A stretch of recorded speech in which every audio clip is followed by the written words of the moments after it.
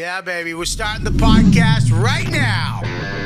We're back. You know what, dude? Live. Welcome, everybody, to the show. YKWD. I started social media and podcasting. The fact. The YKWD podcast. YKWD's back again. Old school, back in the day, where it all started, before them all. YKWD. This podcast is so fun and crazy. It has no rules. Shut up. You're ruining this. Where's the bandana, man? Sorry, it's a comedy podcast. This isn't NPR. That's what this podcast does. Is there any better show? This is the original.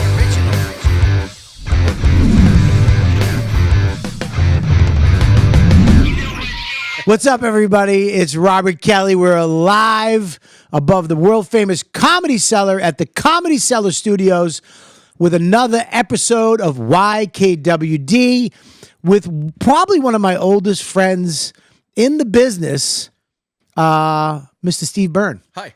Not Burns. No. Byrne. But I think this might be the first time you ever called me Byrne. Well, we're older now.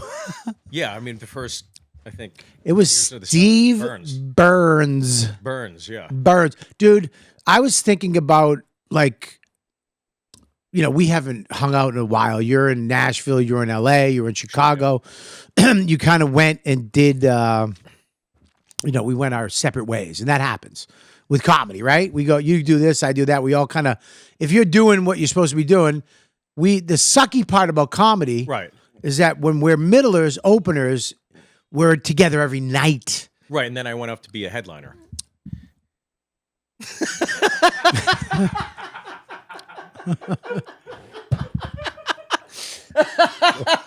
Sorry.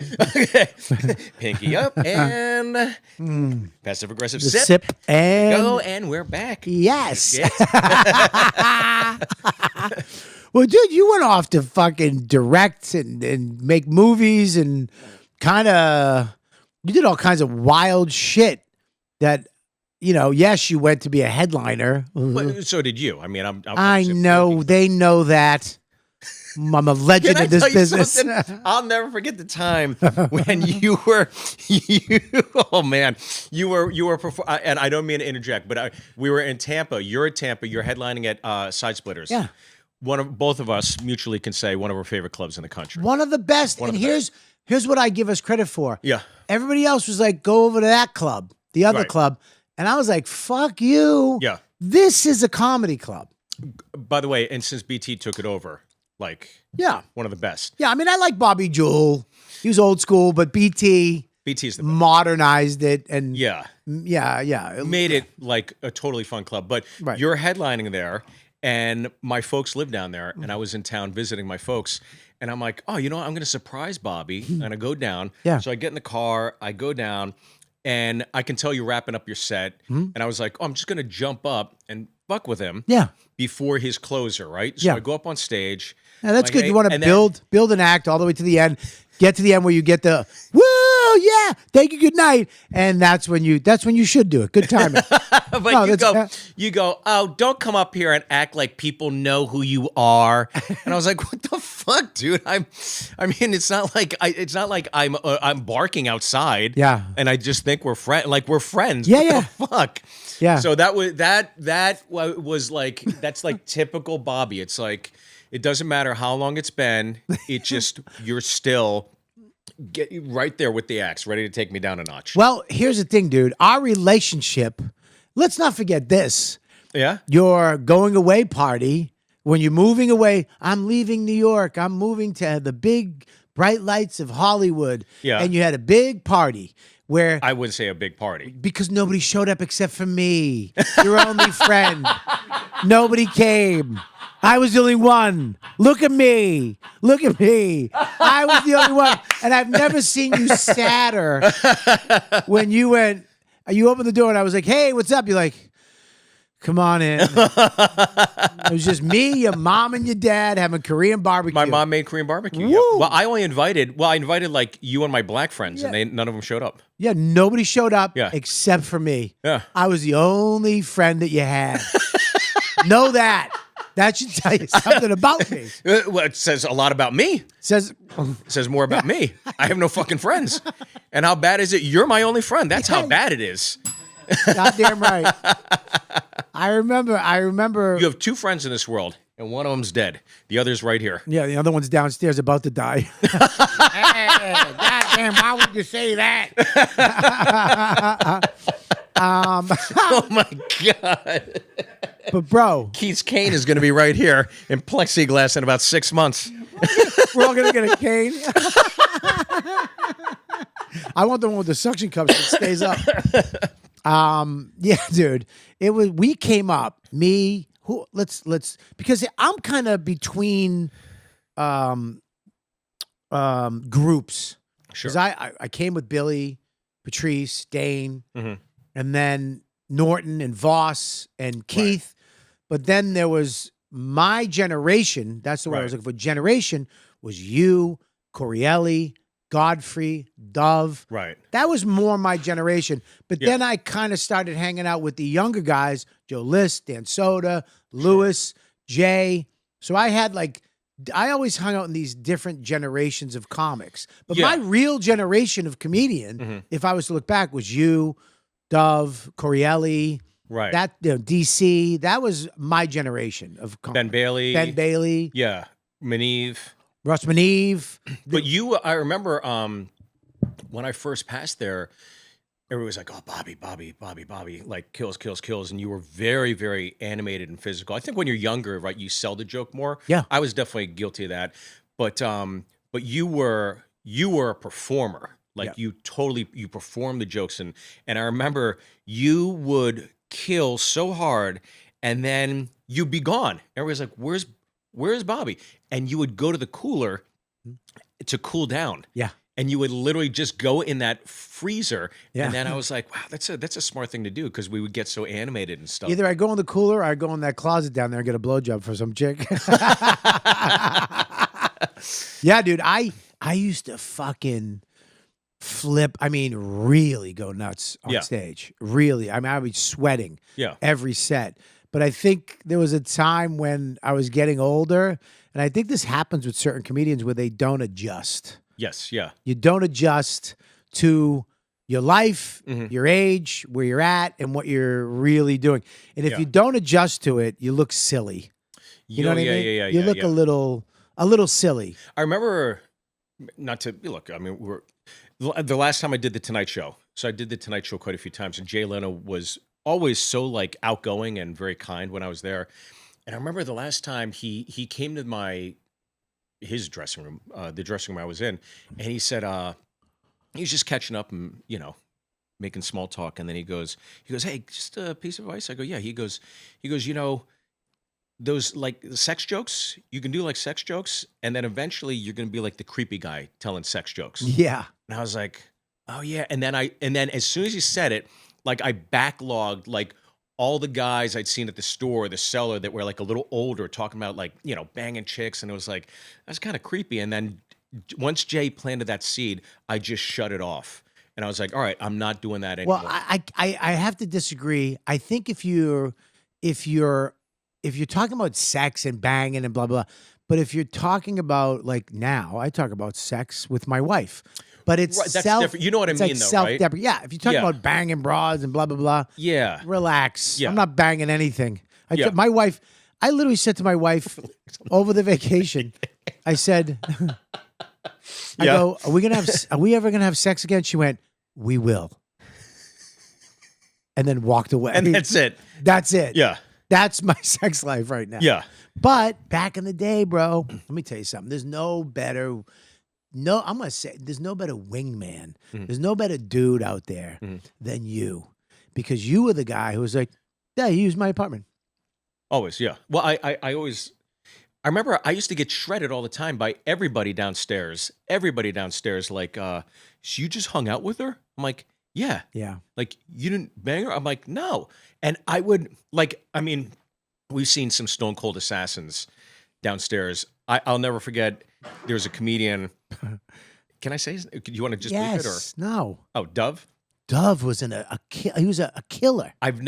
To this day, I've never seen it in my life where I was dating somebody way out of my league. Yeah. Okay. She was like a Ford model and she brought another Ford model with her, right? Ugh. And just like, what? And I bring them in.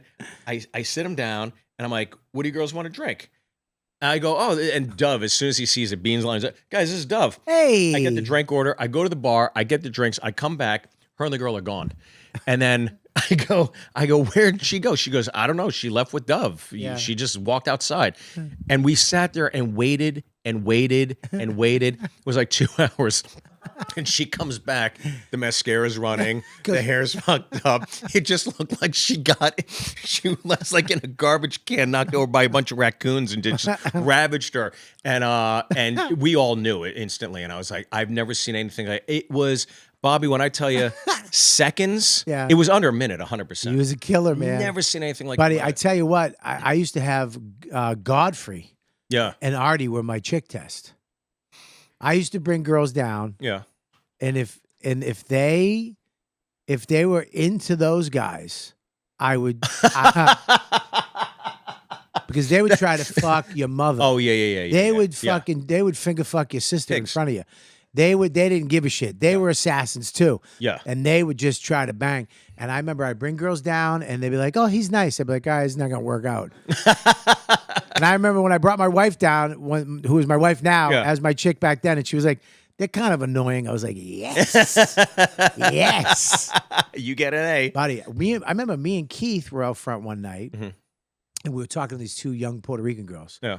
They were smoking young, way out of our league at that point. You know what I mean? I'm hanging out with Keith, and we were fucking the shit. But I remember Dove, Godfrey, and you. We were out front talking, and all of a sudden we felt the air change, and we saw you guys were like this, just sitting there, watching us sling our horseshit game, and you were just letting us talk. And then I remember we looked up and we were like, "All right, we'll see." We just backed away. It was like, "Bye, girls." And you guys stay in school. You guys just swooped in and just started talking. And we just left. We were like, "God damn." Keith was like, "God damn." It was like the young lions coming to take out the old lions. That was, well, I mean, that was, I think it was like, to your point, it was like everybody was young enough and single. Yeah. And they come in. I remember when I first moved because I left and I went to the Improv and the Comedy Store in LA. Yeah. Why did you do that? Because I felt like after 9 years in the city, I was like, I remember somebody had done Letterman for like the fourth time.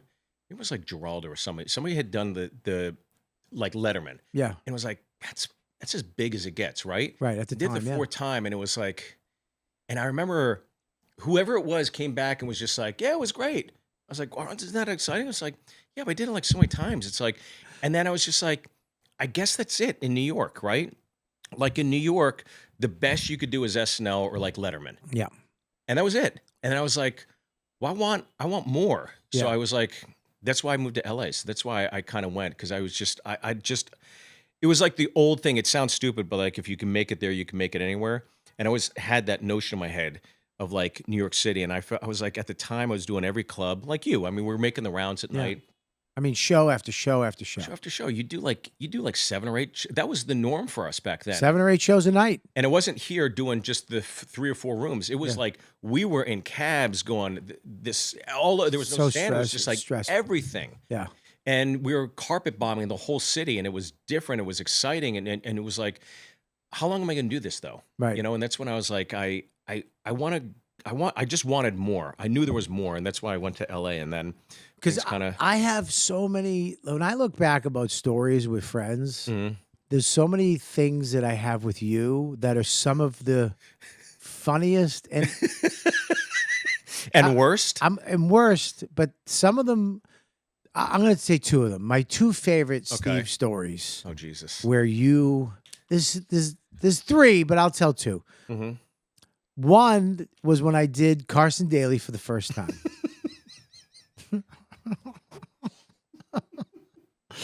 and it was a big win for you. But my first late night type of show, with especially I'm dirty. I was dirtier back then, and I'm like, people told me you'll never be on late night, and I got on, and I'm like, this is fucking great, And I remember being there, and I'm sitting there going, wow, this is weird. He has no opener, there's no warm up, and he did like an hour. He's doing an hour with Sam Rockwell about acting, right? And it was like fucking just tedious. And they just go, you're going on. Yeah. And I'm like, okay, I'm so cocky. I kill all the time. I don't even think I'm going to bomb. Right. And I go out there and they give me a cordless mic, which I'm not used to. I'm used to having. Sure, yeah. I have the mic and I have the little thing. Your timing, And it sounds different too. Like even these right here. Yeah. Whatever these things are called. He's like. Short 58s. But these mic afros. Yeah. Like for somebody like you were very energetic. You'd bring it up close. And hear the timing. You could hear it all. It's so different when you no have this. monitors. Yeah. And I didn't know any of that shit. And I went up there and I fucking took a hot one. And I'm bombing. But I'm bombing and I didn't know that I did this. But when I bombed, I would take the mic cord and kind of stretch it out. Right. And do this. All of a sudden, I start going like this. If you watch it, I'm doing this. I come off. And there's no mic cord. There's no mic cord. I'm just doing this. Yeah. I'm just jerking off a guy over here. I come off my agent, Matty Frost. Of course. He's like, what the fuck was this? Yeah. And I go, what? And he goes, you kept going like this. And I'm like, I don't know. Yeah. And he's like, let's get the fuck out of here. But I'm like, nobody watches Carson Daly. Yeah. I'm fine. I come down here when it's playing. Yeah. And it's on the TVs. But we're all watching. You set it up. You. Oh, come on. You we knew you were were like- on. I was excited. I was excited to watch you. But I'm excited because there's no sound. So I'm like, thank God, no sound. Right. Okay. But there was closed caption. Yes. And the closed caption, you're like, how'd you do? I'm like, yeah, it was good. And I wasn't going to tell anybody, no sound. The closed caption guy on the first joke wrote, light laughter. I don't know if I've ever seen you happier. You bombed. Well, I pointed. I go, light laughter. Then you look at me. Fuck you. Because you go, you bombed. I'm like, I bombed. I was so fucking hurt. I was so mad at the fucking deaf people. Great. But the greatest part of that story was, I think a year or something later, I'm in a hotel in some shitty club, half full. Yeah. Late night, Friday night, and I turn on the old Carson Daly, and fucking there you are. And I put on the closed caption, and this fucker hated you too because he wrote light laughter, and I'm like, yeah. And I'm like, you must. Oh, you got me right back. I called you immediately. Yeah. Great. And there's nothing worse than like that happening, right? But then I'm on the road. I'm in a hotel. I'm like watching, and I'm like, oh, that was awful. Bring. Robert Kelly's like, fuck. Of all people, of Buddy, course. worst part about that, I did it again and bombed again. Buddy, I bombed twice on Carson Daly. Yeah. I bombed so bad, I started just roasting the Bacon Brothers. I was just like, yeah, give it up, Kevin and his brother. Good stuff, right? Or whatever. I don't know what I said. Yeah. It was the worst That late was night. the worst late night show ever. It was the worst. Remember, when he moved to LA for the last year, he had a band. There was a 3-piece jazz band. Oh, really? There was a guy playing piano. Okay, oh, yeah. I bombed so hard, the guy playing piano started heckling me. I was like, are you fucking heckling me? Yeah. Fuck. It was bad. I was so bad. Bad. But here's my other Steve Byrne story. We used to do Beecher's Madhouse. Yeah. There was, I think, 4 people that could do that show. Me, you, Sherrod, and Dove. Dove, yeah. Were the only guys that consistently could pull that show off. Yeah. 2,500 people in the theater. Strippers, hookers, famous people. You know, I mean. Everybody. Paris was- Hilton, Britney Spears, Tarantino, they all came through there. Worst fucking gig ever. Bachelorette, bachelor parties. Yeah.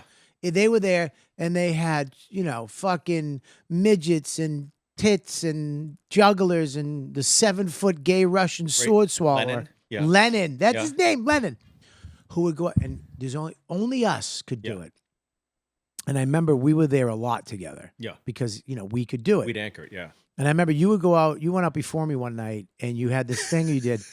This isn't the story, but I remember this. Yeah. And you would go, you had that, because you had to pull Right. bells and whistles. I don't Right. give a fuck. It was survive, Yeah. kill, do it. Yeah. And I remember you had this thing that worked every time. You would go, what about you guys? Ah. What about you? Wow, they're a little better. Yeah. What about you? And you would, what about you? And the fucking, what about you? And then it worked every time. Yeah. But one night you got so carried away. The crowd got so fucking hyped up. Yeah. You left the stage and ran to the back. Yeah. Because they were like, Good night. you went all the way to the back. Yeah. And didn't know you had to walk all the way back to the stage in silence. Mm-hmm. And I remember you just walking, and it was like, it seemed like a 30-minute walk. Yeah. Because then you walked and you had to roll back up on stage. What's up, guys? And Yeah. you Bruce Lee, I killed my own momentum. you poured water on your fire so fast. I was upstairs going, fucking, what's he doing? Awful. So I remember the next day, this is fucking one of the funniest things ever. Mm-hmm. I'm sitting there and we got to do the show. Saturday night, we got to go do this fucking show. And I went, I'm gambling. Mm-hmm. Just slots. I did slots. And I fucking put a 20 in and it was a nickel slot. I was like, oh, fuck me. And I just pushed the button immediately. And that's back when they gave you 400 nickels. Right, yeah. I had Get the bucket. a bucket of 400 nickels. Yeah. And I was bullshit. So then I go to the cashier, line. Yeah. Fucking a bunch of assholes. I got to go. I'm sitting there in line with 400 nickels. And you walk up, and this is the word. Look, with me, I'm a dick. Yeah. With you, hey, what's up, man? But dick is coming. All right? You were like, hey, what's up, dude? I'm like, what's up, man? And I'm like, what's going on? And I'm like, dude, I went and I fucking put a thing in. I got 400. Before I give 400 out, you just went fucking. You slapped the bucket of 4, and the sound it made was shoosh. It was magical. Yeah. The whole casino heard it, and I went, and you walked away. And I'm sitting there. I can feel my heart right now. And I went to walk away, and the security guy went, no. You got to pick this shit up. Yeah. You got to pick it up. Now I'm on my fucking knees picking up 400 nickels, embarrassed in front of everybody that's going to the show. And then I look, and there's a guy squatting down in front of me. Yeah. And I'm like, yo, dude, did you take my nickels? Yeah. And he went, no. What are you, crazy? I went to cash in $19.90. This fucking piece of shit took 2 of my nickels. I walked around for an hour looking for this guy. I was so mad at you, dude. Yeah. So mad at you. But one of the funniest things. My favorite to this day was that day I played hockey, and you need a hockey stick when you're rollerblading. But you don't need Otherwise, you look like you're rollerblading. Right. Okay. But you don't need to do S's. Okay. I wrap up in Central Park. I'm coming back. I'm coming where we used to live in Hell's Kitchen, so I'm coming slightly downhill. Downhill. So you slalom. 9th Ave. You slalom down. Or slow up. Or gay skate. I mean, Okay. you got to look at it from our perspective. Yeah. Me and Norton had just went to the Starbucks on 47th Street. Yeah. We just got, summer night, beautiful. Mm-hmm. We both got iced lattes. Yeah. It's like we're talking, and then we literally see this gay guy just coming down 9th Ave. Because my stick got snapped, and I'm in a tank top. Yep. In shorts, curling. We down Ninth were Avenue. like, look at this fucking queer. Well, the worst is I'm slaloming, and as I am, I see you guys walking and I'm like, oh fuck. And as soon as I have like the recognition that's Bobby and Norton, Yeah. I see you both dying laughing at me. Norton's literally pointing at me. Because we're looking at this gay guy coming down on roller skates. That's what we saw. And it's our friend Steve Byrne coming down. And you, dude, you skate up to us. Yeah. Do that thing. Yeah. Look at me. We're laughing at you, making fun of Yeah. you. And you slap my latte out of my I slapped hand. both your lattes, and then I skated on. And I heard you both dying laughing. I was like, all right, that was worth it. Buddy, it hurt. So dude, I'm pretty sure we were both like, dude, this is great. Like we Yeah. both were enjoying these lattes so much. Trente lattes, by the way. So fucking funny. This is my favorite Cellar story and it involves Patrice, and he was the ringleader behind. I don't know if I ever told you this one, What is that? but I'm maybe 2 weeks in. I pass at the Cellar. I'm 22 or 23. I don't even know what the Cellar means. I had no idea. No clue how big the Cellar was, My right? iced coffee away from you. I pass at the Cellar. I'm in.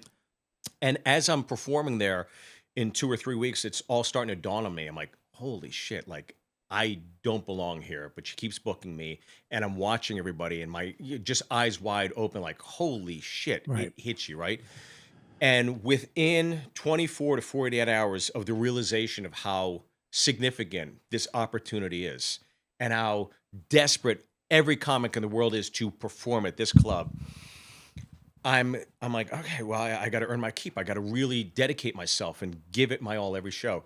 So I do. I go downstairs. Keith introduces me. I go on, and all of a sudden I see Patrice walk in, and he turns around and he nods. He doesn't say a word the whole time. He just nods, and he enters.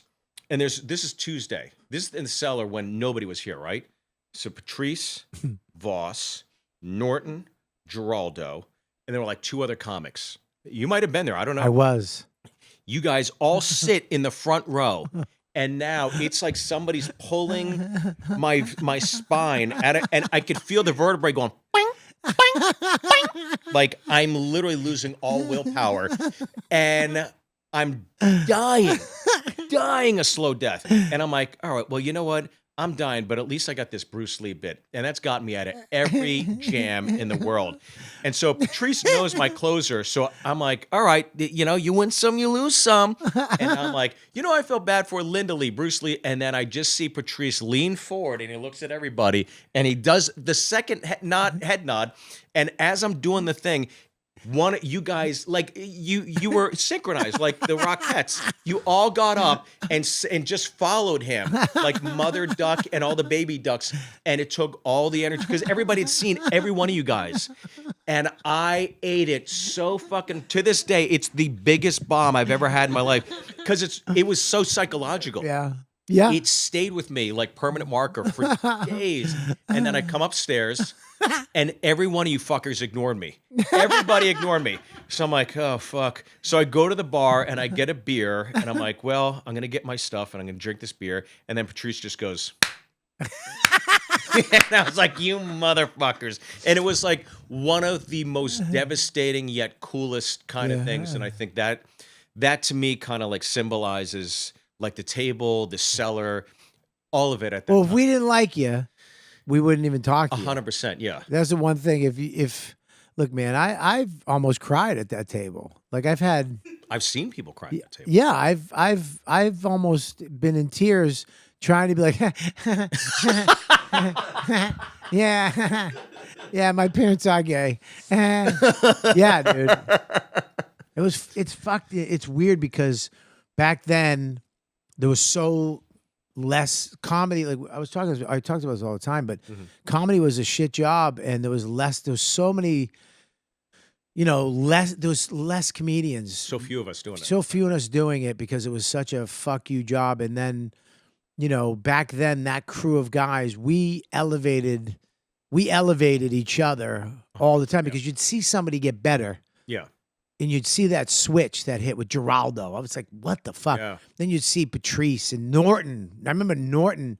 I saw him one night. I'm like, fuck, I have to work better. I got to work harder. Yeah. Because he's fucking killing it. Yeah. And it happened with you, Dove, Godfrey. I remember Godfrey. Godfrey was dude, Still is. Still a murderer. Yeah. I mean, just a fucking murderer. But I remember he would go up last. It was either me, you, or him going up last. We always had the 1 to 2 slots. All of us. But if you were on after Godfrey, it was like, if you were hosting with Godfrey, it was a nightmare. Yeah. Because he was just going to go on. Oh, he'll do 10 minutes in between fucking acts. Buddy, it was nuts. I mean, I used to light his money on fire. I swear to God. He'd be on stage. I give him the light 15 fucking times. I got to go home. I can hear birds. Oh my God. And I would sit there and light his money. And be like, dude, I'm lighting your money on fire. To get him the fuck off stage, dude. That is so funny. It's fucked up. Yeah, he would kill. I tell you, one of the hardest I've laughed in a long time. I saw him doing his Subway thing where he just gets into a character. Yeah. And it doesn't even become a bit. It becomes like a character exploration. Like what is the stupidest things this character could say? And he was being a homeless guy on the subway. And he was a homeless guy hitting up black people. King, yo, you my king, you my king. Yeah, queen, you my queen. And he just did this for 10, 15 minutes. And it was one of those things where I think we as comics know when you like drain the bit and it's over, but then you still commit and do it, and then you know it's going to boomerang back around again. Yeah. He did that one night, and I remember falling over like in the booth, and I was like, if he says that cadence one more time, like my organs may shut down. I was laughing so fucking hard. He's one of the only guys that like really just fucking he really just stuck to what he does. You know what I mean? He stuck to it because look, in my eyes, that guy was going to be famous. That's what everybody said. He was going to be the next motherfucker. I don't know what the fuck happened. Yeah. Luck. It has to be luck. Something. But he did find his thing. 100%, yeah. Which I'm happy about because he should have a fan base. He should have, and you did the same thing, dude. You went to LA. I fucking hated LA. Sure. But you seem to adapt to it. Right. You seem to, I don't know. Like I talked to you out there. I don't know how you liked it. I don't know how you fucking did it. My personality could never fly out there, especially at that time. Because I was like, dude, I don't have time to fucking... Right. Yeah, I don't have time for phoniness. I don't have time for that shit. But you had a way, you could fucking kind of walk through the bullshit.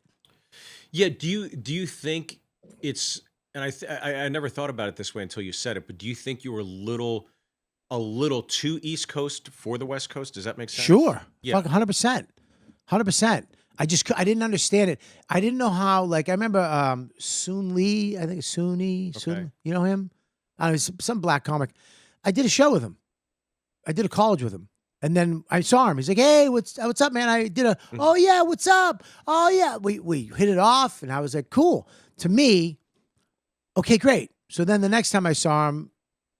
Was it Silly McCullough? Yeah. Something like that? Yeah, okay, yeah. Didn't know me. Yeah. Pretend he didn't know me. And I was like, yeah, dude. Oh, yeah. Oh, cool. How you doing? We'll do the whole thing over again. Okay, I get it. Right, yeah. And then by I think the fourth time, we're at Dublin's. Yeah. And he leaned over. He goes, "I'm just sitting there. I'm not doing it again." Right. And then he goes, "Did we do it?" I go, "Dude, fuck off." He goes, "What?" I go, "You know me. I know you. You know me. Right. Yeah. That's how fucking life works. Yeah. If I know you." You know me. Right, yeah. I'm not doing this scene with you again. He's like, what? And all the other comics go like mad at me. Right. And I was like, I'm not playing an acting role with you. Right. We've done it fucking 4 times. This fucking bullshit. I was like, fuck off. Right. And I remember everybody was mad at me. And I was like, you mad at me? But that's LA. That was LA to me. Yeah. They get mad at you for being honest. And sometimes it's too honest. Well, I think LA has changed a lot. I think LA, that fucking horse shit is kind of gone. I agree with that. I think, I went to the Comedy Store last time I was there. Right. And I didn't see a lot of it. I saw a lot of funny guys. Right. And everybody was cool and people were nice. And it might be where I'm at in the business too, where... You're also a lot more established, yeah. Maybe, I guess, you know what I mean? But there was a lot. I mean, dude, here's the thing too. It's hard for me. I've always been friends with people. Sure. That people weren't friends with. Right. Enough about Dane. Jay Davis? Sorry. Well, I remember if you're bringing it up, I mean, the whole Dane thing, that was a weird thing for me because, I was kind of brokering for you and brokering for him. Right, yeah. You know? I mean, that's somebody you came up with. Somebody I came up with, dude. And I'm loyal to a fault. Yeah. And, I remember when you went through all that shit with him, I remember talking to you like, dude, fucking whatever. Yeah.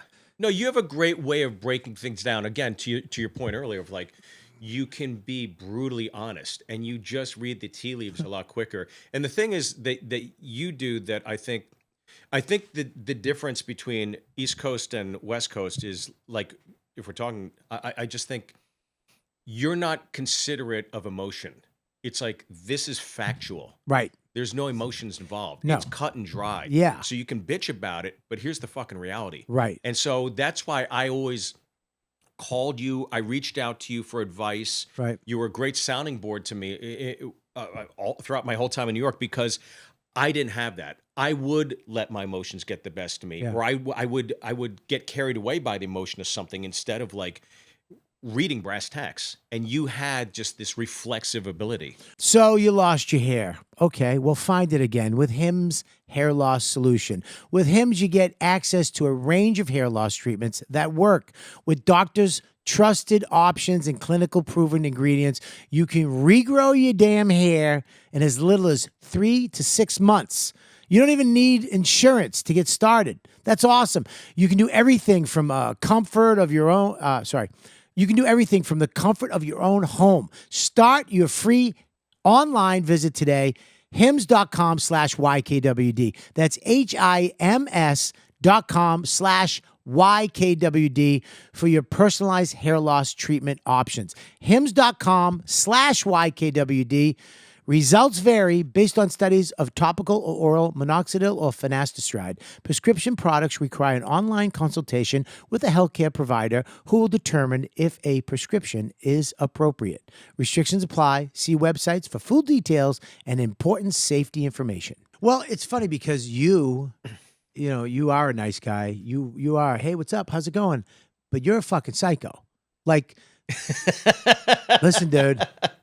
Sure. I'm telling you. Yeah. You know, if I was going to go to battle, I'd fucking take you because you're fucking crazy. You know what I mean? People don't understand. You're a hockey fan. Yeah. You like to fight. You come across as, hey man, what's going on?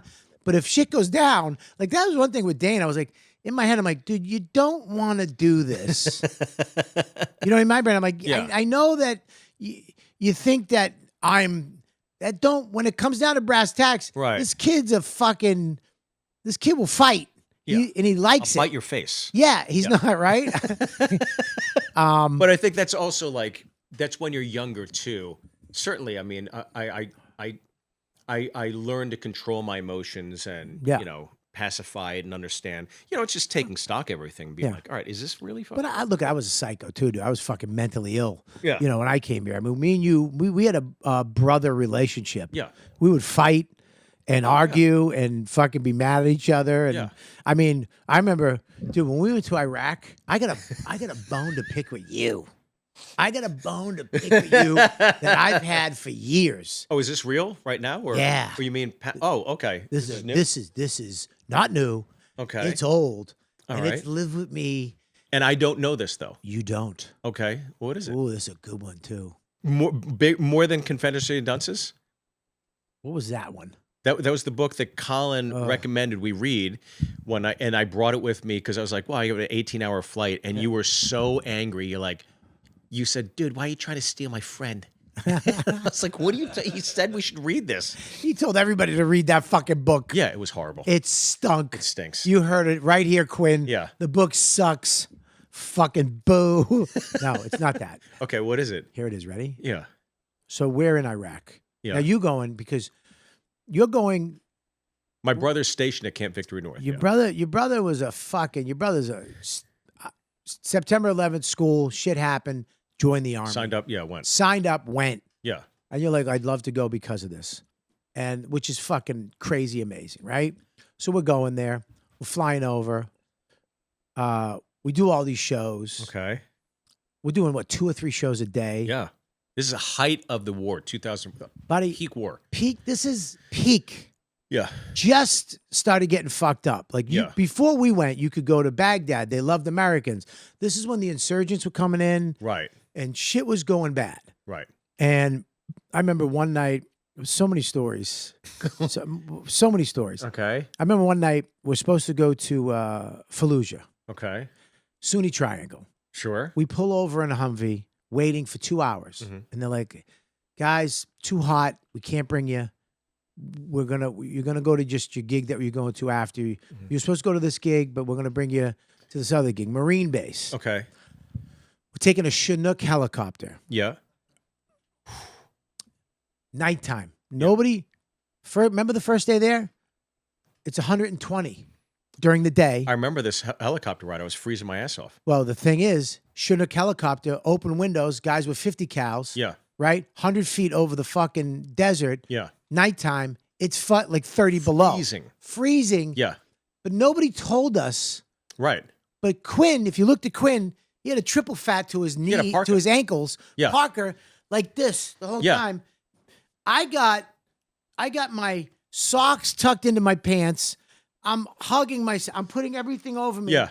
But the only thing that made me happy is that you had a windbreaker on. Oh, it was the worst. It's like literally riding in the back of a pickup in Wisconsin in January. I've never been colder in my life. I changed gods 4 times.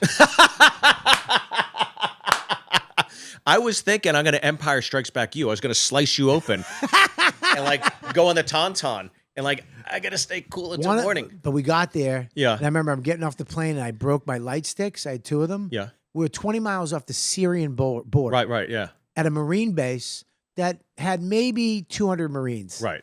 And I snapped my light sticks, and the Marine walked up to me and he goes, "Put those fucking lights out, you fucking shithead. Yeah. We're 20 miles off the Syrian border. Snipers everywhere. You want to get fucking shot?" Yeah. And I just stuck them in my tits. And Quinn walks by and goes, "You look like a plane landing a plane." And I remember you laughing and me just wanting to cry. But we went in and we did a show. Yeah. They were waiting since 8 o'clock. It was 2 in the morning. Plane landing. Yeah. I remember we did that show. Yeah. Like maybe 100 Marines sitting down on the floor, no microphone, no stage. We just did our acts. Yeah. And it was one of the best fucking shows ever. We were doing 2 to 3 shows a day. It was like a bombed out kind of building. Bombed out building. And it was horrible. Horrible. It was literally like something you'd see in a horror film, but we're like, there's bunked up like special forces guys. Yep. And us telling jokes, which is fucking crazy. Well, I got the crud. You remember that? I got real sick. So what happened was in the air. Yeah. I got a sinus infection. They call it the crud. Right. And what happens? The dust, the sand in the air. Sure. And they shit and burn their trash and burn their shit. So that stuff, it's pollution. All this shit gets in your nose, and you get this massive infection. Right. So we're staying at Ude's Palace. Yeah. Okay. I do remember you getting sick because you were smoking at the time. Smoking, coughing constantly. I was dying. I remember that, yeah. And I had this massive infection, sinus infection. Yeah. And I remember we were in the Ude's Palace. The Suns. Right. In the water palace where they had the boats and everything. Right. And the 2 tigers, and one of them got loose. Well, we showed up. Yeah. Remember, they were like, "Hey, guys, be careful." And we're like, "What?" And they threw us the vests and the helmets. They go, I know, like bullets and bombs. Like, no.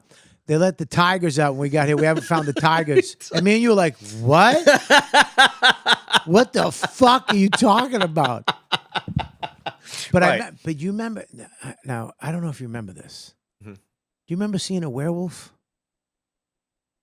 Bobby, what the fuck? Okay.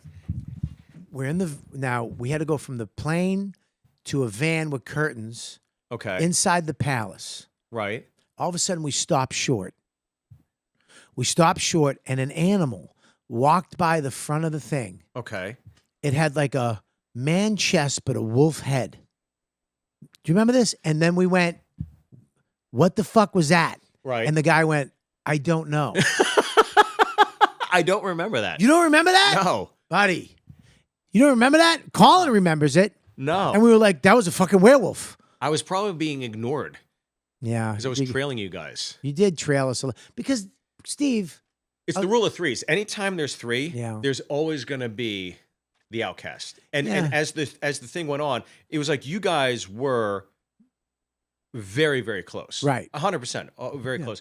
And I was always kind of like weary. I wouldn't say weary, but like intimidated and insecure. Yeah. So I just kind of kept my distance from Colin because I never wanted to feel like I was. I know. And he's totally not like that now that I know him. Not at all. And I wish I was a different person at that time too, because here we are in fucking Iraq during the war. And I remember when we met your brother, which was spent the day with us. Yeah. Was fucking awesome. And the stuff that we did was amazing. Yeah. And so one of the last nights. Yeah. Now, I'm a technology guy. Well, I know. I have a story. All right, let's get to your story after. Okay.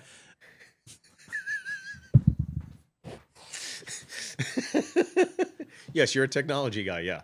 I had latest and greatest. Yeah. And I had always. this little camera, Yep. little thin camera. Mm-hmm. And it took videos and photos. Like one of the first ones with the screen on it. Yeah. And it had the little card in it, and you could take these photos. And I was documenting this. I was taking photos and stuff Right. like that. We did a show in front of, I don't know, 400 soldiers. Mm-hmm. And yep, you know. You fucking know, you piece of shit. You piece of I shit. didn't even know that this I would be the result. want to get to I the didn't story. Let know- me finish the story. Okay, go ahead, finish the story. I didn't know this was the result. Okay, good. I was taking photos. Right. And there was this beautiful shot. Gorgeous shot. Yeah. I mean, 400 soldiers in Iraq Right. during the war, light coming down, Silhouetting. silhouetting Colin Quinn Mhm. on stage. And I took this shot. It's like the Ali over Frazier shot. Right. Yeah. That's the shot. Like Yeah. fucking, I got it. Yeah. I took it. Yeah. Do you want me to finish it or? Yeah, I can't. I can't. So I go, what are you doing? And you go, look at this shot. And then you show me the shot. I was like, oh, it's awesome. I had just gotten a digital camera. Mhm. Not to the extent of like you did. And I was like, oh, that's pretty cool. And I was like looking and I was like, oh, it is a good shot. And I'm snapping away. And I just sat back there and I took pictures of everybody. You, Colin, the whole show, right? So why are you looking at me like that? That's the look Lee Harvey Oswald had before he ripped off 3 shots from Dealey Finish Plaza. the fucking story. So then I come back. Mm-hmm. First off, I got you each carton of cigarettes, and I got you each nice lighters. You're fucking great. And I walked over to each of you before we went on our international flight while you guys were eating and ignoring me. And I walked over by myself. I just said, I said, hey, I just want to thank you guys very much. I had a great time. Here's a gift. And that was that, right? Yep. So then I come back and I'm going through all the pictures and I'm like, boy, that was a really cool shot. I should just blow this up and frame it.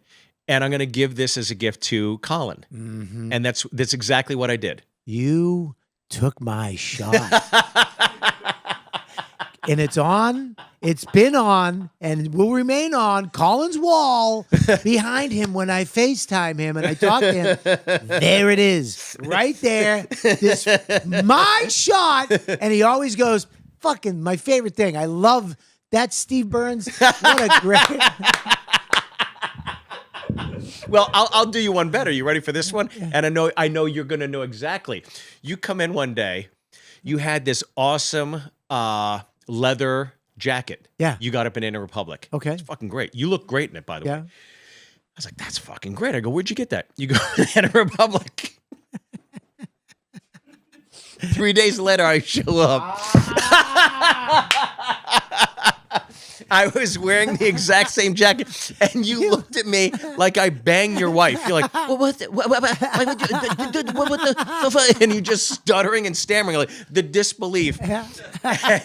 And all I could muster up was, yeah, but this is a medium.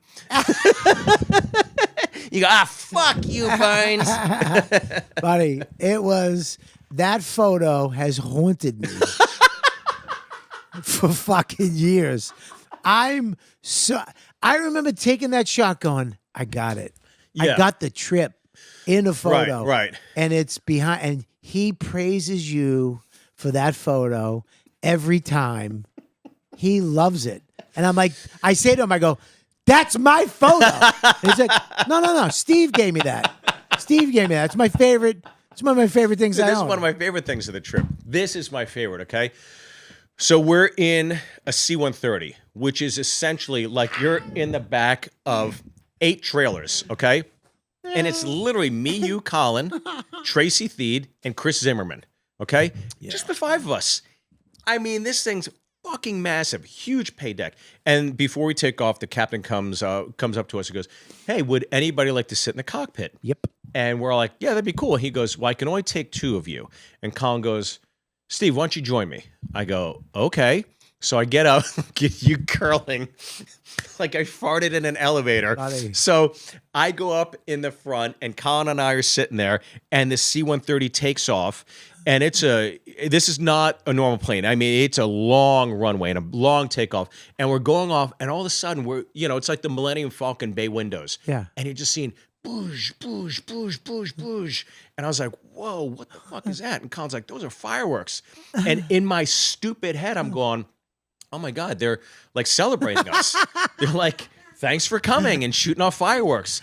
And the guy goes, we have the headsets on. Yeah. He goes, no, we're shooting off flares so that the rockets being shot at us don't get us. They go to the flares. Yeah. And then Colin goes on the speaker and goes, how great would it be? Colin goes on the thing, and it's only the five of us, only the cockpit can hear these things, right? Yeah. And Colin's like, how great is it that, like, if we did get shot with a rocket, like, we would know, but Bobby'd be in the back like, what the fuck's going on, dude? And he'd die not knowing I'm what going to that tell was you what I happening. did. Yeah. This is what I did. This is my story by myself with fucking Tracy Theed and the Marine next to me.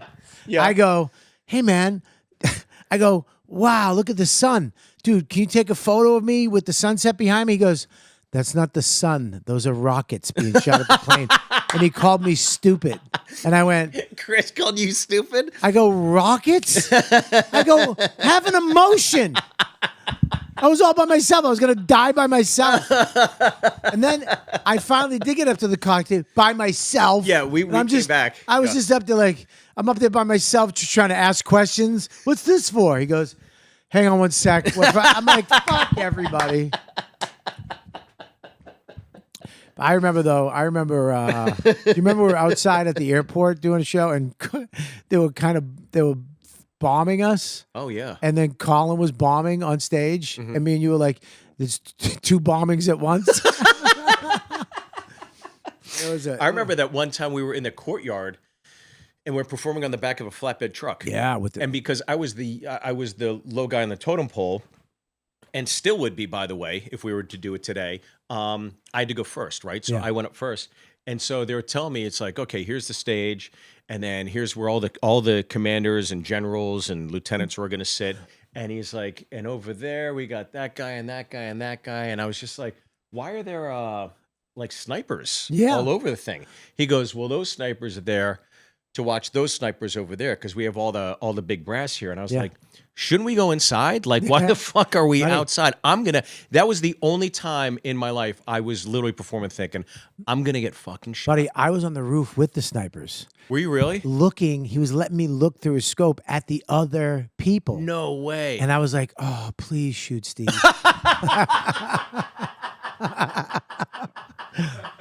Please. I don't want him dead. I just want it near him. I just want to hear him. Fing. You fuck. Holy shit. I mean, think about that, though. We went to Iraq. One of the greatest. I don't know if there's ever been better shows. And the thanks at the end of those shows were the best thanks I've never received. Look, I love shows. I love the fans. Hey, that was awesome. But I've never received that emotion from those people when we were done. Right. How glad they were to. I mean, do you remember the CD, the DVD I had made, Full Metal Comedy? Oh yeah, yeah. You remember that? Yeah, I still have it. Do you remember like a bunch of them didn't work? I don't remember that. No. Well, I had because we did it. I filmed a show at the Cellar, right? And I told everybody we're just going to film a show at the Cellar. I'm going to edit it, and we're going to make it Full Metal Comedy, and we're going to bring it to. I wanted 400 of them. Yeah. So I remember I went to this company, and I said, "Hey, I would like this done," and the guy was like, "Cool, great," but then he went to his fucking boss, his woke boss, some lady, right, and she was like, "We can't do this," and I'm like. She goes, we don't believe in war. I go, listen, it's not war. I don't care what you. Fine.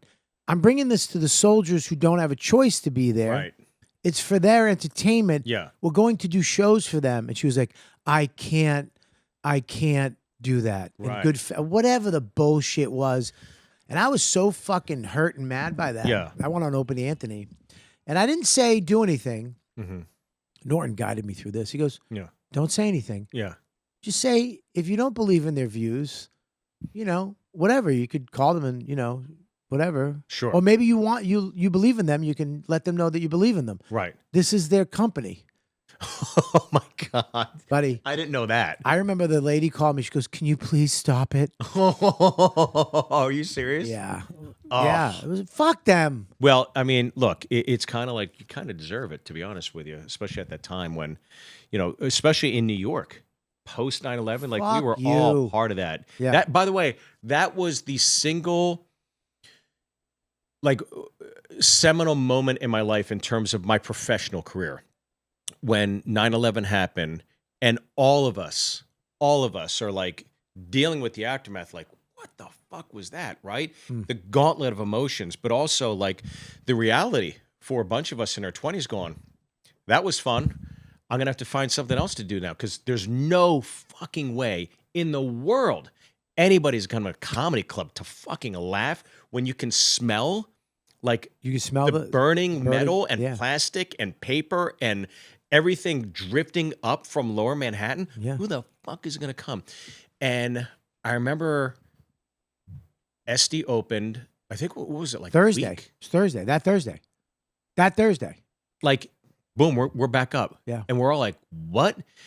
And everybody was tepid. Everybody was like so nervous. And the thing I loved was hearing everybody's perspectives of like, I remember Pete Corielli, like, just like, yeah, my relatives, they want to go see 9/11, the like ground zero, but it's like, I don't want to go all the way downtown. So it's like, I just took to a construction site on 53rd. I'm like, there it is. And like, oh my God. You know that bit?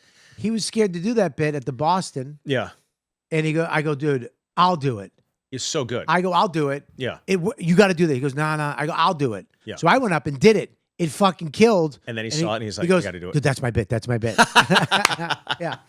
And even like Maneve had a great bit of like, it'd been like 5 or 6 days since 9/11. Yeah. And Russ is like, and now I'm getting calls like 6 days later from friends. It's like, you do it in the first 24, 40, not 6 days later, like, oh, thank God you called. You're the only one. I'm stuck in the rubble. Like all these just thoughts. And every comic had something along the lines of like making that tragedy relatable. And once I saw that, once I was a part of that, I was just like, I'll never be out of work because this is as bad as it ever gets. And that was the greatest lesson I've ever had in comedy. And it was all thanks to Esty. It was all thanks to like everybody on those lineups. Those, I mean, well, the one person got shit. Who was that? One person got shit because they just went up and did their act. Do you remember that? We were all fucking with them, giving them shit for it. You remember who it was? No. Is this me? No, it's not you, Oh. you fucking idiot. I was like, I don't know, because you're looking at me like, no. Who was it? Little guy. Was it Mitch? Mitch Fattel. Oh, Yeah, but he just went up and did his he thing. just did his own thing. Didn't mention it, didn't say it, and we were all fucking like, go fuck yourself. Remember that? And he was like, what? I have my act. Yeah, I don't remember. And we were like, dude, Yeah. 3,000 people just died fucking You're not down gonna the say street. anything about it? You're gonna say, and we You were gotta say all something. we were all fucking with him. Wasn't there the guy that wore like the bomb vest under? Oh no, that was Hood. No, because Manny, genius that Manny is, the week after it happened, he had not worked Hood anymore. Hood was like an Arab comic, Iranian, and he had a joke where he had dynamite under his chest, and he would do a joke and be like, whatever, and it would kill. He would kill, and he actually stopped working the club. Yeah. He didn't really use him anymore. Right.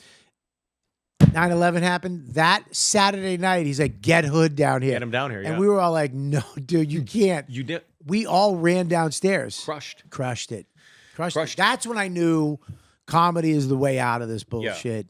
Because if you're laughing at that, this is a fucking Arab comic. In New York City. In New York. 15 blocks away. Days after, talking about blowing the whole place up. And a testament to Manny. And also, in some way, it saved comedy from the dry spell of the 80s. Yeah. And it made comedy like relevant again. Yeah. Because, I mean, we were at the Cellar when it wasn't the Cellar. Yeah, I know. Bad. There were like literally 50 people on a Friday. Less sometimes, yeah. And it went from 9 to 3 or 2. Yeah. It was one show. Remember that? Remember when they switched it? One. Yep. It was one show. That was it. You come in and out. People would come in and out, Yeah. stay the whole night, whatever the fuck they wanted to do. Yeah. It was like 8 to 11. Yeah. And then 11 to 2. Then they switched it up and made it 2 shows. And we were all nervous about that. Yeah. How are you going to do that? And then they just did it. Yeah. Now it's 17 shows on a Friday. Yeah. Yeah. Crazy. But that was the greatest, I think, education a comic could have, especially back then, because she made us all MC for 5 to 6 hours straight. And then if Chappelle came in, you're there for 7 or 8. And here's the thing. You had to be funny before or after Chappelle or after Chris Rock. Yeah. That's why I hated hosting. And I get comics who bitch about hosting. I'm like, it's the best. Going up first, learning how to be funny out of the gate. Yeah. And then funny when somebody's really funny, somebody's when they're not funny. Yeah. And keep that show going. You learn, you're fucking battle hardened. Right, yeah. Is hosting, especially at the Cellar. But it tells you gauge, someone can't tell you the room's not right. Someone can tell you the room's hot. It's only through hosting throughout the course of years for hours and hours you go, okay, I don't need to do as much time, or I need to do more time here. Yeah. I need to, whatever. I got to give him a good intro. I can't fucking bring up a tell like this, Well, yeah, I remember when they went to 3 shows on a Friday or Saturday. Yeah. I'd be hosting all 3 shows, and I'd wind up. Do you ever just wind up doing the same bit because you forgot? Oh yeah. But I remember I did that so many. I'd be like, and then just you look at, and it would bomb, and I'd be like, I did that. And they're like, you did it. You already did it. I'm like, all right, sorry. Yeah. I got to ask you a question. We got to wrap it up soon, yeah. but I got to ask you a question because, and I don't know where you're at now with this person in your life, but you connected with probably, I think, one of the funniest comedian actors to ever. I don't think he gets enough credit. Right. One of the funniest comedic actors ever, and one of the best actors ever, Vince Vaughn. Sure. Who I think is as good as it gets. Yeah. As good as it gets. There's nobody who as quick and funny and can go from this comedy and be just hilarious and then go over to some serious shit. Yeah. And just blow your fucking brain away. Yeah. Than Vince Vaughn. I think he's probably one of the best. And you became friends with him. Yeah, it's interesting because I'll never forget this. I became friends with him, and I brought him to the Improv one night. We went. Where did you meet him? I met him. How do you meet fucking Vince Vaughn? So this is what happened. I just moved to. I'm friends with Ryan Hamilton. I talked to Danny, my producer, more than I talked to anybody. Fuck. Well, I just moved to LA, and I just passed the store, and Vince was doing a New Year's show at Mandalay Bay. Mm-hmm. And Sebastian, Ernst, Ahmed, they're all doing the show. And one of the guys got sick. I think John Caparola got sick. And Vince is like, well, just get me somebody cool. Like, get somebody fun and cool that you guys think would be fun to have. And they go, well, this guy Byrne just moved here. Why don't we ask him? So they reached out and they go, hey, do you want to do New Year's Eve in Las Vegas? And I'm like, fuck yeah. They're like, with Vince Vaughn. I'm like, what the fuck? Yeah, fuck yeah. So I go, and because I did Beachers, I knew how to do a show in Vegas in front of 3,000 people. Yeah. I did all those tricks. Yeah. They put me up first. Vince came out. Hello, everybody. Welcome to the Wild West Show. We're going to have a great time tonight. And then he maybe talked for 3 minutes. He's like, let's get it going. We're going to have a good time. We're going to introduce the first comic, Steve Byrne. I go up and just like, pow, pow, pow, just lights out, standing ovation. Jennifer Aniston's in the front row. And I'm like, this is fucking mental. Thank God for Beachers, right? Hang on 1 second. Yeah. Can you stop moving? Sorry. Stop moving. Sorry, go ahead. It's okay. He Fucking Christ. so he It's like they're not right there. but he so then he sees me and he's like, who the fuck is this guy, right? So I get a call a week later. Ahmed and Vince are going to eat lunch. And it's like, why don't you call up Byrne, see if he wants to join us. So we got to lunch. We're having a great time at lunch. And Vince is exactly the guy in Swingers. He's the guy in Crashers. He's exactly how you'd think he would be. Yeah. That's how he is, right? And he's just ripping off lines, and you're just like, God damn, I'd give anything to have that creative output. Like Right. whatever is coming out, like a stock ticker tape. It's like it's always gold. It's fucking unbelievable. Yeah. So we're all just sitting there talking. He's like, I need a fucking trip. I need a trip. Let's go to. He's like, I want to go to Costa Rica. You guys want to go to Costa Rica? 2 weeks later, I'm in Costa Rica. Fuck. And then Ahmed's like getting high, and I don't smoke, and so Vince and I are just hanging out. We hung out for like 6 hours that first day, just talking about our lives and bullshitting. And right after that, we were just like joined at the hip after that. So we just became fast pals, and he's somebody who I never would have accomplished or even contemplated the fact that I'd be able to do any of the things I was able to do without him going, 100% you could do this. I remember when we used to hike up the Hollywood sign, and he'd ask me about my auditioning, and I'm like, I don't know, I'm going out, nothing's working. He's like, you should write something for yourself. He's like, your options are very limited. This is before diversity. Because right? you're Asian. Yeah, he's like, you got no shot. He's like, you got to write something, dude. I was like, I was joking. I didn't know he really said. no, like literally. It's like, I mean, how many opportunities are you gonna have? So he's like, you got to write something. I was like, well, I never wrote anything before. He's like, you can do it. I was like, well, how do I? He's like, you can do it. Trust me, you can do it. If you want to do it, Yeah. you'll do it. And so I was like, all right. And then I was like, holy shit, Vince Vaughn thinks I can write something. That's what I'm thinking, right? Right. I went out. I got Save the Cat. I got all these books. And for 6 months, I studied. I learned foundation. And then 2 months after that, I wrote the script for Sullivan's Son. So about 8 months later, I gave him a script. And he goes, you actually wrote something. I go, yeah. He goes, I'm going to read this because I've had this conversation with so many friends that I believe in, that I want to support, and nobody's ever done it. He's Wow. like, you did it. Fuck. And then it was decent enough. Like I go back to it and I'm like, Yeah. it's fucking garbage. But there was enough like there was enough meat on the bone, but the foundation, it was sloppy. But he believed enough, and that's how Sullivan's Son happened. And then because of Sullivan's Son, I learned how to write. Yeah. And I still like always studied and read everything I could. And then I wrote the opening act, and now I wrote this next one that we're going to make very shortly. And again, like I just would never be in a position looking back without having a friend that was that supportive and like giving that many tailwinds. Right. And it's so like he'll call me at 1 a.m. because we're both night owls, and he's on set with, great people or whatever. Yeah. And I'm just like, well, how's the shoot? He's like, yeah, it's okay. How are you? And he'll just ask me for 2 hours about it. It's just like Let me ask you a question. Yeah. Has he ever mentioned me? No. All right, well, I have the script that I wrote that I'd like you to just pass this off because I read Save the Cat. And I brought him to the cellar quite a few times. When was that? I brought him here maybe 2 years ago. God damn it. Like You 2 never nights in a row. mentioned my name? 2 nights in a row I brought him here, and You never like, oh, Bobby's here?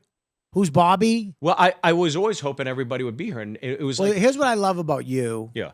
Is during all this bullshit, Yeah. all this woke shit, all this fucking, you fucking stuck to your guns. Yes. You never fucking cratered. You just stuck to your guns no matter what. Yeah. And, I follow you on Instagram and I watch your shit and I love it. Oh, well, I love that you never, ever fucking wavered from what you believe in Sure. and who you are. Yeah. No matter what the effects of it is. And I saw a lot of people do that shit. Sure, yeah. And look, I fucking hate social media. I don't really go on there and say shit. Right. The only time I ever said something was when they were fucking with Brady when he kissed his son. Right. And I was probably wrong about that because it was a little too long. 3 seconds is a long time to kiss your son. Yeah. But I didn't know I was wrong until I went on a radio show Yeah. and the guy was like, all right, I'm going to kiss you on the lips as long as Brady kissed his son. and I was like, all right, stop. I was wrong. That is so funny. But you did, man. And, if you're going to step into it, go ahead, do it. And you do it. But you do it in a funny way all the time. You're actually trying to be funny. Yeah. And you're who you are. I love that you're not a fucking woke. You never did any of that horse shit when it could affect you in the 100%, business. yeah. But the reason why it's great is because you are one of those guys. And I tell you, I've done certain things and are doing certain things finally in my life where, I to see something through, dude, Right. it's sometimes years, Oh. months, years, where it's just like fuck, Mm-hmm. and to see it through and get to the other side of it is really hard to do. And you've done that a bunch of times. You did it with the movie about Amazing Jonathan. Yeah. You did it with first thing you did it 13 was it 13 Bust, yeah. 13 where you did 13 sets in one night. Yeah. Where I was like, oh, this guy's you did this shit before anybody was kind of doing this vlogging or making their own content stuff. Yeah, to a degree, but it was also like, look, a lot of like the belief in myself or the truth and honesty in my voice. When I was younger, I definitely didn't have a voice, and my voice only came through, I'd say, the last maybe 7 to 8 years, where it finally like clicked. Yeah. You know, it all came together. I was serviceable all those years, and I was good at. But now I'm like, I studied writing monologue jokes for years to do that special. The special was The last late night, which was just like, it was framed like a late night talk show, Right. and it got shelved, and a lot of the jokes got pulled because of some woke executives at Amazon. It's the hardest. That's the thing that like is so like dispiriting about the industry prior to the last few years. Is like you're always, at the beck and call of the gatekeepers. Yep. And that was like one of the last. and they're at the beck moments. and call of society, wherever that tends to go. Sure. They're like, well, we are this now. Yeah. Which yeah. is, if it's making money, they'll do it. If it's not, they'll back out of it. Right. Right. And that sucks too. Yeah, but That's I why- would say Yeah. the belief in myself only came to fruition because, and I mean this, and I believe I've told you this, I've told Norton this, I've told Burr this, I've told Sebastian this. There's literally a handful of guys that I came up with that I always admired because I was like, God damn, if I could be that honest. Like if I could be that honest, it's one thing to be honest on stage. Yeah. It's another thing to be honest and funny. That's the hardest thing to do. Yeah. It's hard to do. It's easy to take your fucking shirt off, right? It's easy to be like a spectacle, You right? know who you're talking about. But you know what I mean, though? Like, it's easy. Jesus Christ. But You really don't give a fuck. I don't. Like, I think people pay to see Bert. Right. But people don't pay to listen to Bert. Does that make sense? Like, Well, listen, and I'm Bert- not saying, yeah. and I love Bert, Yep. but Bert's a spectacle. Like Yeah. he's so unique. Yep. He's a Haley's Comet. But I just think Yeah. that when you can get to that, like God's honest truth of like Norton saying stuff about transsexuals like years ago before it was like even commonplace and saying he was attracted to it and all this, I was like, fuck, if I could be that honest, like I mean, he was I'll a little never too forget- honest, if you ask me. a little too, but I mean, it was like, he's wow. married now. But like the fact of one of my favorite bits of all time of yours was when your father said, I love you for the first time. It's like, Oh, yeah. that is brutally honest. And that's one of the best bits I've ever heard in my life. Like how it affects you emotionally. Now, I don't have that relationship, but I know exactly what that is because I know what love is, right? And for you to communicate that, here's like a fracture of love. Right. And this is my definition of love. It's like, that's so brutally honest. That's diary shit. Right. Right? But you guys were able to thread the needle. Like Burr's been like that from day one. Sebastian's been like that from day one. And so my aspiration was always as a comic to be, you want to be successful. You want to be, but I was like, in the back of my head, my heart, my soul was always like, if I can be that honest. And so it was only until like I started doubling down on it that it kind of came. And What is this new movie that's coming out?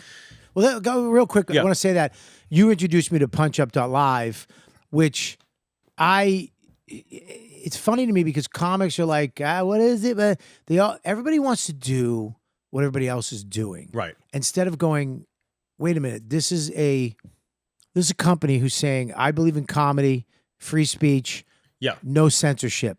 Right. You owning the stuff. Yes. You having the algorithm. You having the people. Sure, Those yeah. are your people. You should have them. Mhm. As opposed to Instagram, Facebook, YouTube, where we're just working for them. 100%. Yeah. We're creating content and they're receiving the most valuable asset. They're which getting is it all. All the data. All the data. And Yep. everything, right? And thanks to Danny Frankel and some folks that had a mutiny out of Facebook, they took some payouts, went over. Huge comedy fans that said, "This is absolutely an atrocity. We believe in these artists. And so we want to flip it. We want to create a business model where it's like you create the content, you get the most valuable asset, you get all the data. And so now it's like you're seeing an insurmountable amount of data. You could go to like it's like metadata. It gets really granular, and so and it's growing and it's growing and It's always growing, evolving. They just come out with constantly the app evolving. where you can send your emails out, find out who likes you, where they like you. Yeah. I don't understand why comics are so scared of. They're so petrified of not being YouTube famous. It's like, buddy, it will happen. But it's gonna die, and they get to choose. There's somebody somewhere is choosing what's good and what's bad. Well, YouTube is 100% suppressing speech. It's 100% suppressing jokes, levity. There's trigger words in there, and it's like literally that person. It's like that's not funny, but it's saying that I don't even give a shit. It's not funny. That's YouTube, right? Yeah, my special, I just put Kill, but we had it on Punch Up for a year, right? And I got all the data and all that, and then I was like, all right, let's put it on YouTube, right? And you could see it pop off, and then something just shut the valve off. Exactly. All you need is one person to complain about it. That's it. I lost my TikTok account because I'm like literally mentioning trigger words, but they're done under the guise of a joke, right? I mean, it's so apparent it's a joke, but they shut it down. But I think Punch Up is there's like this middle ground. It's like, right, there's Netflix, which is like Tastemakers. It's Broadway and Park Place. And then there's YouTube is the other alternative. And then in between is like these other streamers that are serviceable, right? Yeah. But they're not great.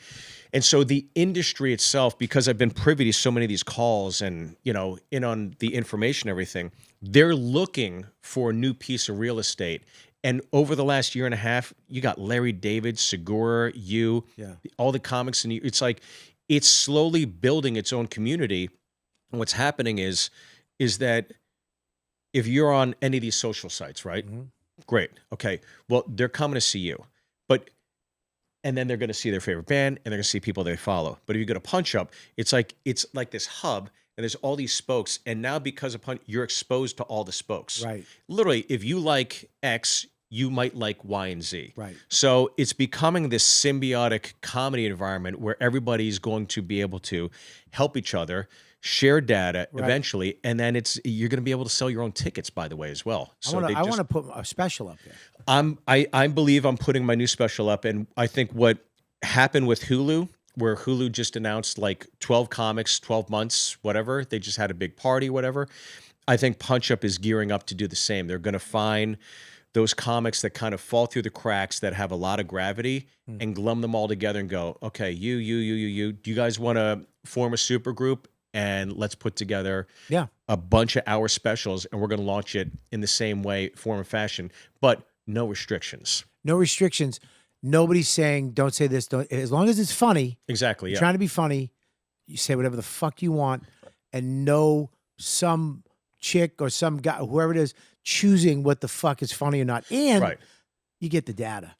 And you get the data. You get the data, which is, to me, is fucking key, because everybody who goes on my Punch Up is a fan. Right. And I can contact them. You have direct access. Direct access. Because instead, I'm coming to Cleveland. Fuck, I got to buy an ad. I got to take out a boost. I got to do this thing. And then you put a little picture up that's going to get no traction because it's going to get lost in the algorithm. It's like Punch Up. It's like, I can see I have 133 fans in Cleveland. I got, 933 in California. It's like, I know exactly how many people, and I know exactly where they are. So I could, I could get on the rabbit hole on it, but it is truly, I think, a disruptor in the industry. And there's some agents and managers that understand there's a future to be had with this. Yeah. And there's others that are very, very scared. Yeah, I don't know why. It's like you're fucking dumb, because you're like YouTube, the guys who blew it, you're going to be one of those guys like, I got to do fucking... Yeah. You know what I mean? And I'm one of those guys. Sure, yeah. I'm one of those guys. You know what I mean? But I think I'm taking my old special, Live from the Village Underground, putting that on Punch Up. Yeah. And then I think my next special I want to put on Punch Up. I'd rather, not 3 million people see it. Right. But 5,000 people see it. Those are my The right fans. 5,000 people. The right. How many people do you? I want you to come to my show. Right. I want you to see me live. Right. You use Punch Up to make a living, use social media to grow, right? Right. So you're going to expose yourself. You're going to expose yourself to new people through socials, but you're absolutely going to get the exposure on Punch Up as well. And my new special, I believe, is going to go there as well because What's the new special? it's going to be called Violent Moderate because I think I'm a centrist. I'm right down the middle. And for example, I'm talking about like the trans debate, and I'm talking about as a father because my kids are 12 and 9, and they're right in the wheelhouse of like receiving information that's being permeated in schools and education and society and TikTok or whatever.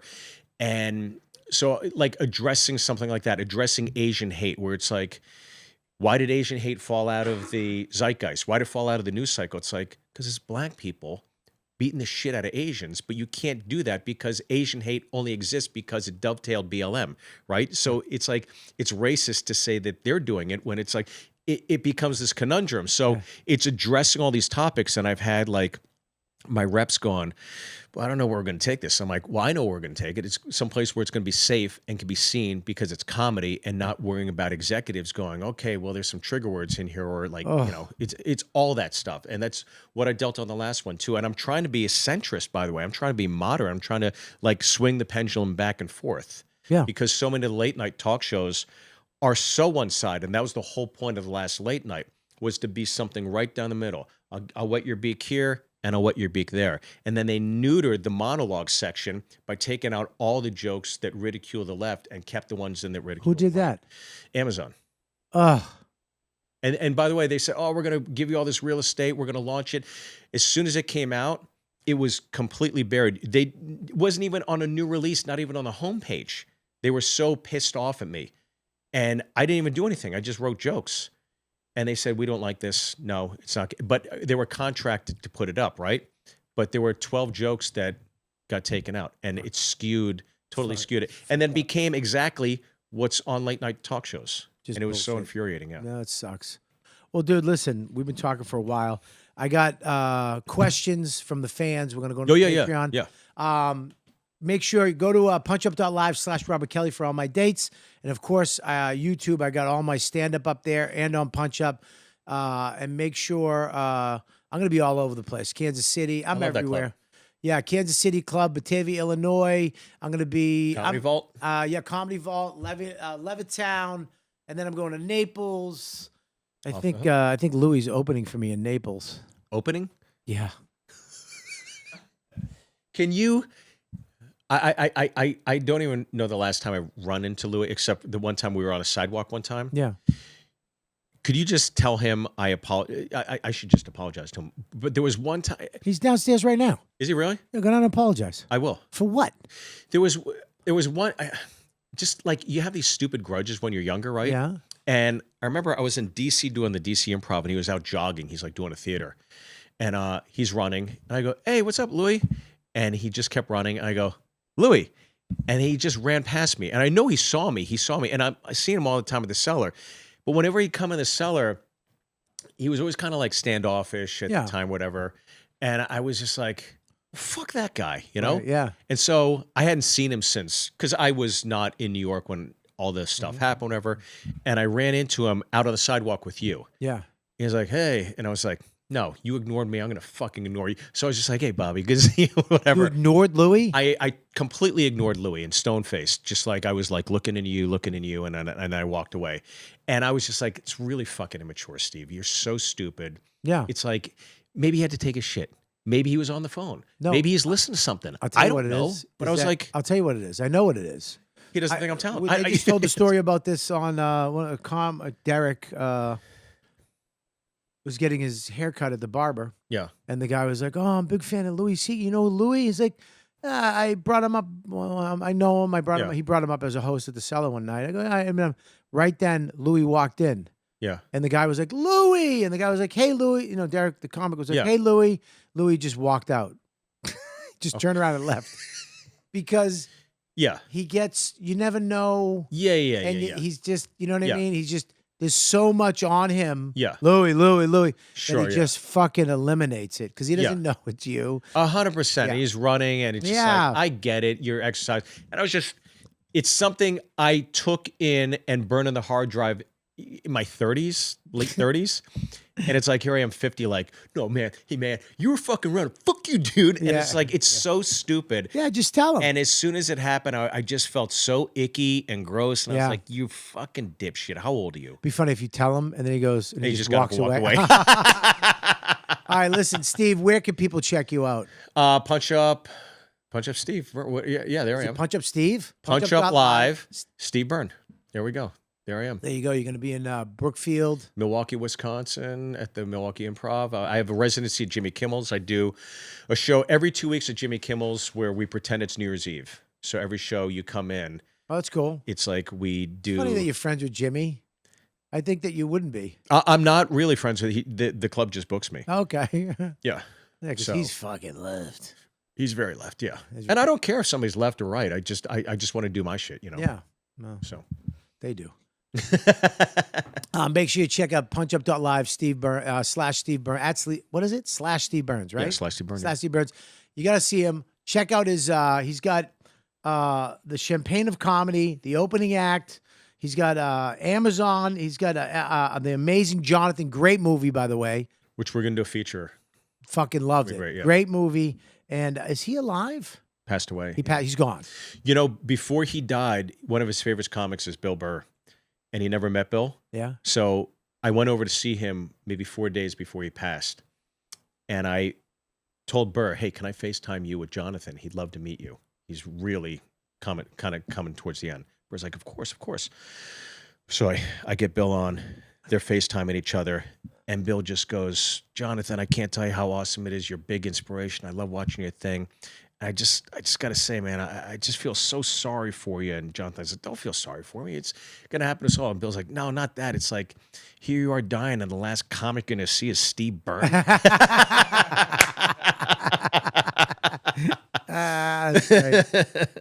Yeah, check out all his. You got a podcast with Joe Gatto. You're also on the tour with them too, right? You do a show with him. Do you have to be clean? Joe wants you to be clean, but there's times we go out together because we do the Two Cool Moms podcast together for iHeart, but every now and then, but not as much as we used to. Yeah. Right. Okay. All right. Well, check him out. One of the funniest guys in the biz, a friend of mine, and fucking great. I'm so glad you came on. No, thanks, Bobby. Guys, what do you got? You can follow me on Instagram at Danny Braff and see me at the Anticlimactic. Dojo of Comedy February 7th in Great Morris club. Plains, New Have you Jersey. played the dojo yet? No. You got to play the dojo. Yeah. It's the fucking best club in Jersey. Okay. Best club in Jersey. Yeah. I mean, just fucking murderous. So good. That It's one. funny because I got Vinny Brand right here. Yeah. Well, throw that number out and go to the dojo. Or go to Uncle Vinny's. Ugh. Go ahead. What else you got? You like Swiss cheese, cheddar, feta? Guys, I got a cheese show on YouTube. Just type in cheese show, Joe Russell. That's the first thing that comes up. Check it out. It's because it's the only one. Nobody else does a cheese show, Joe. What else you got? You can follow me on Instagram at Zachary Unlimited. I'm headlining on Thursday, the 30th, 10 p.m. St. Mark's. Come see me. It'd be swell. Are you guys making clubs up, by the way? No. Okay. That's where they work. The Swell? The Swell. Okay. No, it's going to be Swell. It's going to be. It's at St. Mark's. Be Swell. And when he says headlining, last. He's going up last. Gotcha. All right, guys, you're the best fans of the world. Thank you for listening. Hope you enjoyed the podcast. Subscribe, review, all that jazz. And if you really want to support the show, patreon.com/Robert Kelly. We'll see you guys next time on. You know what, dude? We're going to the questions now on Patreon. So if you want to listen to the questions or ask them, go and join. We'll see you guys next time. Bye. Dude.